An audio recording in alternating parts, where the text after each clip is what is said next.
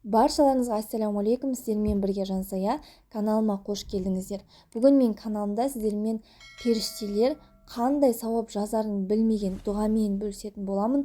Бұл дұғаны мен өзім 6 жылға жуық айтып келе жатырмын.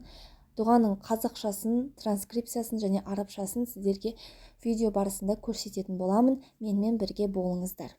Абдулла ибн Омардан келген хадисте пайғамбарымыз саллаллаху алейхи уассалам осы дұғаны адам айтқанында періштелер не жазарын білмей Алла тағалаға барып: «Я Раббым, сенің құлың бір дұға айтты, оған қандай сауап жазарымызды білмейміз» дейді. Сонда Алла тағала білсе де, ол не айтты деп сұрайды. Сонда олар: «Я Раббым, саған дидарың мен сұлтандығыңның ұлықтығындай мақтаулар болсын» деп айтты.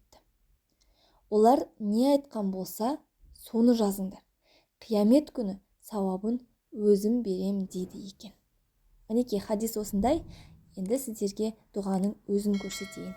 Арабшасы: Я Робби лакал хамду кама ямбағи ли джалали ваджхика ва азими султаник. Бұл дұғаны қашан, қай уақытта айтамын дейтін болсаңыз, біз білеміз дұғаның қабыл болу шарттарының бірі ол Алла тағалаға мадақ және пайғамбарымыз саллаллаху алейхи уассаламға салауатпен бастау. Мінекей кез келген дұға ету барысында, намаздан кейін болсын, жаңбыр жауып тұрған кезде болсын, қасиетті күндер, түндер болған кезде, қай уақытта сіз алақаныңызды жайып Алла тағаладан дұға етіп бастайсыз, сол кезде осы дұғамен бастауыңызға болады. Өйткені бұл жерде Аллах тағалаға мақтау, мадақ айтылуда. Құрметті оқырмандар, бүгінге осы. Егер каналыма тіркелмеген болсаңыздар, тіркеліп, жанындағы қоңыраушаны басып қойыңыздар. Сол кезде менің алдағы уақытта шығатын видеоларымды жіберіп алмайтын боласыздар.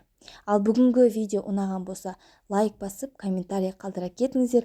Бұл мен үшін өте маңызды. Және де келесі видеоларда кездескенше сау, саламатта болыңыздар.